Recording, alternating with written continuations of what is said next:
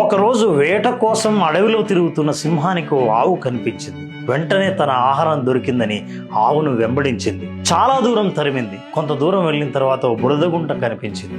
ఆవు తను తప్పించుకోవడం కోసం ఆ బురదగుంటలో దూకింది. వెంటనే దాని వెనకాలే 5 అడుగుల దూరంలో సింహం కూడా దూకింది. అయితే దూకిన వెంటనే అర్థమైంది ఏంటంటే అది బురద చిక్కగా గట్టిపడిన బురద. అందులో ఒక్క అడుగు కూడా కదలడానికి వీలు లేకుండా ఈ 2 చిక్కుబడిపోయాయి. కాస్త నెమ్మదించిన తర్వాత ధైర్యం చేసుకుని ఆవు అడిగిందట, నీకు యజమాని ఎవరైనా ఉన్నారా అని. సింహం అందట, నాకు యజమాని, ఈ భూమి మీద ఇంకా నాకు యజమాని ఎవరు పుట్టలేదు, నేనే యజమానిని, ఈ అడవికి రాజును అన్నదట. వెంటనే ఆవు సమాధానం చెప్పింది, నువ్వు నీ యజమాని లేకుండా పుట్టడమే నీ దురదృష్టం. నాకు యజమాని ఉన్నాడు, నన్ను తప్పకుండా వెతుక్కుంటూ వస్తాడు, నన్ను కాపాడతాడు. నా యజమాని అంటూ ఉండడం నాకు అదృష్టం.